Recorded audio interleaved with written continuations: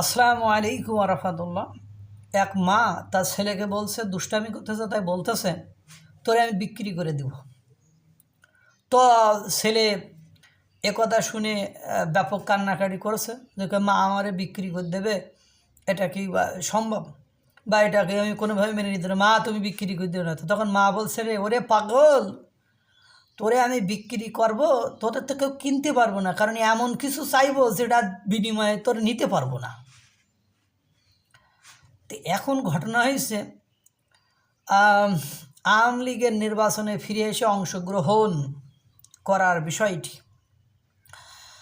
এমন সত্য দিয়েছে যে সত্য ওই যে ছেলে বিক্রি করা জীবনে সম্ভব না, এইরকম একটা সত্য দিয়েছে। এক স্যার এক ছাত্রদেরকে পড়াচ্ছে, তাই বলতেছে বুঝছো, না স্যার বুঝি নাই। তাকে কেউ যদি বুঝেও অবুঝ থাকে তাহলে তাকে কিভাবে বুঝাবেন? বুঝেও যদি কেউ বলে বুঝিনি, তাহলে তাকে বোঝানো যায়? তো সত্যটা এমনভাবে দিয়েছে যে ওই যে কথা আছে না, সাপও মারবে লাঠুও ভাঙবে না, ওই এক ঢিলে দুই পাখি মারা, ওই টাইপের সত্য দিয়েছে। মানে অনেকে নিজেকে অনেক বুদ্ধিমান মনে করে, কিন্তু অতটা বুদ্ধিমান হয়তোবা তিনি নন, বা অতটা বুদ্ধি হয়তোবা তার ঘটে নেই, কিন্তু এটা তো কেউ স্বীকার করে না।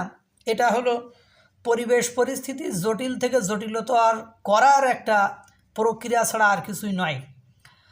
কালের কণ্ঠের পেপারের একটা নিউজ এরকম যে প্রেস সচিব বলেন, মানে ডক্টর মোহাম্মদ ইউনূসের প্রেস সচিব, উনি বলেন, মানে শফিকুল আলম যিনি, মানবতাবিরোধী অপরাধের দায় স্বীকার না করা পর্যন্ত তারা, অর্থাৎ আওয়ামী লীগ, রাজনৈতিক প্রক্রিয়ায় ফিরতে পারবে না।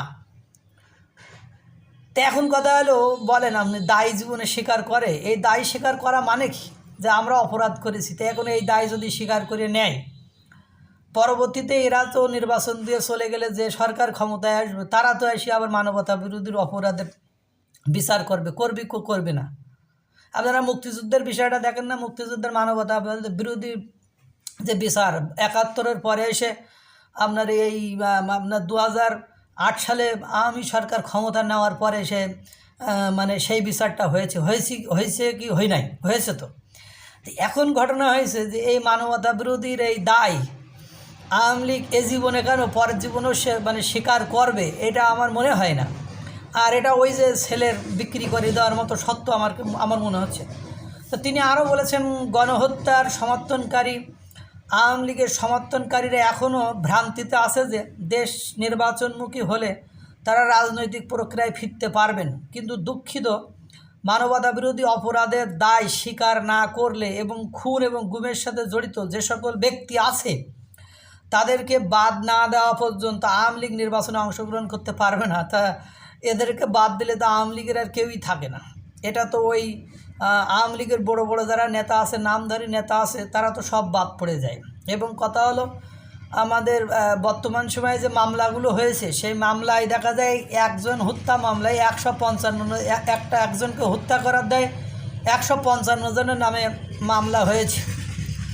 এবেন আমাদের বেশি তো যাওয়ার দরকার নেই, আমাদের যিনি বাণিজ্য উপদেষ্টা বশিরউদ্দিন আহমেদ, উনার নামেও আপনার হত্যা মামলা ছিল, কিন্তু দুর্ভাগ্যক্রমে বা সৌভাগ্যক্রমে যাই হোক, বশিরউদ্দিন আহমেদ উনি বাণিজ্য উপদেষ্টা হয়ে গিয়েছেন। তো উনার নামে তাহলে যে মামলাটা দিয়েছিল, সে কোন সূত্রে মামলা দিয়েছিল?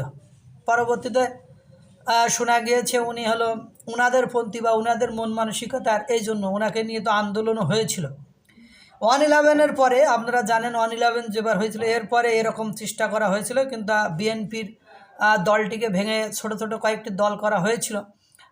সেক্ষেত্রে সম্ভব হয়নি। আর বাংলাদেশে যে সিস্টেমে, যে পলিসিতে রাজনীতি চলে, ওই সিস্টেমের বাইরে যে আপনার কখনোই এটা সম্ভব নয়। আর আমার যা মনে হয়, যতটুকু আমার ধারণা, রাজনৈতিক জ্ঞান বা যতটুকু প্রজ্ঞা বা যাই বলেন না কেন, তাতে করে আওয়ামী লীগ এ জীবনে কেন পরের জীবনেও এই দায় স্বীকার করবে না। কারণ মুক্তিযুদ্ধের ইতিহাসের যে দায়, সে দায় আজও পর্যন্ত কিন্তু মানে একটা দল বাংলাদেশের প্রেক্ষাপটে স্বীকার করেনি। তারা এখনও এসে বলে যে তাদের নেতারা দূরদর্শিতার পরিচয় দিয়েছে, তাদের কাছে যেটা ভালো মনে হয়েছে বা তাদের কাছে যেটা স্বচ্ছতা বা ন্যায় নীতির মনে হয়েছিল, তারা সেই সিদ্ধান্তই নিয়েছিল।